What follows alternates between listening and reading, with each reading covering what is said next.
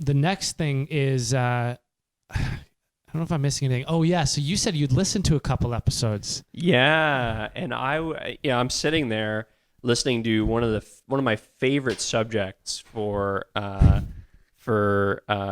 complaining about what most people think about, just in the kind of general, when you're having conversations with people about renting versus buying, I always find myself really hard on the side that few people take up. And I find it's also the side that I think there are a lot of bad arguments for that get reiterated. So just to preface anyone who hasn't heard our second or third episode, we did a rent versus buy episode from a friend that bought a condo.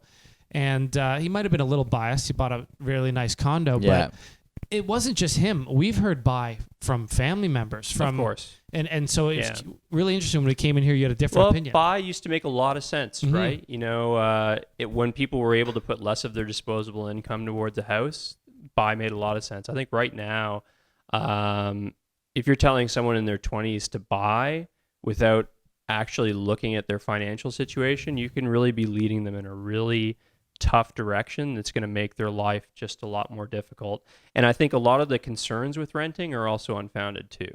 Like, first off, and the number one concern you hear with renting, you're throwing money away, you're burning money, which is just not true. You don't go grocery shopping and think, oh, why aren't you farming those tomatoes? You're just burning money. I think it's ridiculous. It's like you're paying for something. You're paying to live in this place, and the people who are actually paying the mortgage on that place, they're paying loads and loads in carrying costs. They're paying usually a lot. They're going to have to pay loads in land transfer fees. Usually they're not able to recoup all of that in rent.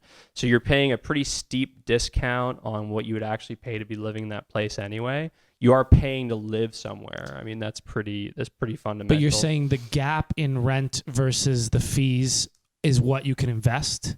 It's the difference between the two? And a really big thing, and there are multiple points to that. I mean, one thing is you shouldn't have all of your assets in one basket. Like for you to take all of your money as a kind of mid-20 something and put it all into one asset. And, man, look at it, like houses don't always go up. Detroit. Not even Detroit, man, right here. Like new housing prices have gone down a couple of basis points the last year. It's not the kind of always bright story that you hear from people. And even when you hear the always bright story, it's like housing prices have doubled over the last 20 years. That only means like 3 to 4% per annum. You can easily get that in any, you can get that in an ETF. And what about inflation? What about inflation? You're not really beating inflation too much. The big thing for me, these aren't the big points for me. The big point for me is leverage. I think a lot of people don't understand financial leverage. It's like, if you're taking your, $90,000-$100,000, whatever you have, usually a lot of people start a lot lower than that, and you're levering it, 10 times over, that means, a move of 5%. Imagine there's a 5% correction. That's wiped out half of the money that you have in on that house. If you sell it, you've all of a sudden lost half of your money. It's going to take you years to recoup all of that. And I think a lot of people just don't realize that going into it. They think, okay, I'm getting a load of money for this. It's going to be great. I don't have to, realize the value of that money until much later. Because it feels like a bank account. That's what I thought. I was like, instead of paying rent, I'm just kind of putting it into this bank account, which I can get back later. Yeah. People don't realize the kind of hidden costs around transferring land as well. Like it's really tough for people. Another big point, I noted all my points down because I'm always upset about this. I love it. We need to hear this, though. Like, who else needs to hear it but our generation that soon is going to be purchasing? Like, do you rent, I'm guessing, then after all this? Yeah, I do. Yeah. And I've always tried to invest in a really smart way. And if you look at it, if I had done, it's been about 10 years now, if I had gone out and bought a house, I wouldn't have been able to start a company. I would have been tied to this really high mortgage payment.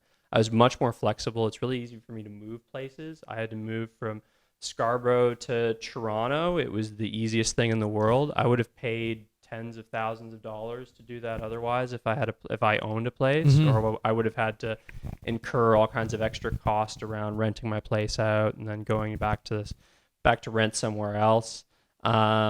And then beyond that, I've been able to actually build an acumen for investment, which I think is another thing that people often don't touch on when they're talking about this. When you're turning towards like an acumen for investment, by which I mean like, if you've got all of your money in a house, you're not understanding what it means to think about an investment portfolio. So did you do that through self-study, or was someone like kind of telling you what to do? Yeah, a lot of that was through self-study. A lot of it was through just stuff I learned just from friends and stuff like that. A lot of reading. Did you lose any money in Bitcoin like I did?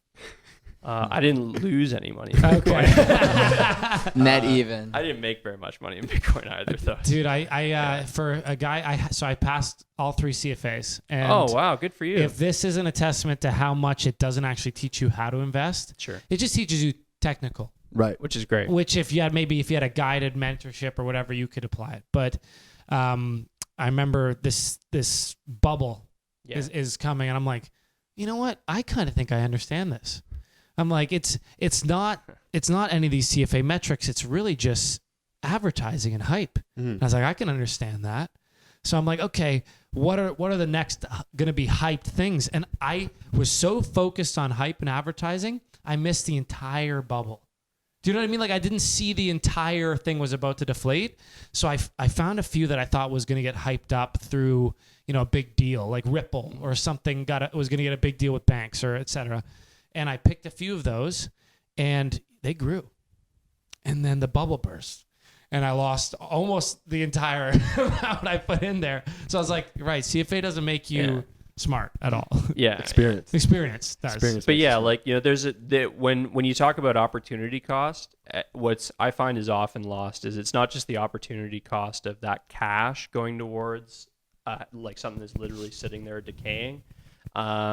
But it's also just the time that people are able to spend saying, okay, I'm able to put aside, 20, 40% of my salary to put into a balanced portfolio. What's that portfolio going to look like? What directional investments do I want to actually make in companies? This is a huge body of knowledge that people are neglecting by saying, like, I'm going to put literally everything I have plus 10x more into this, house or condo or whatever it is.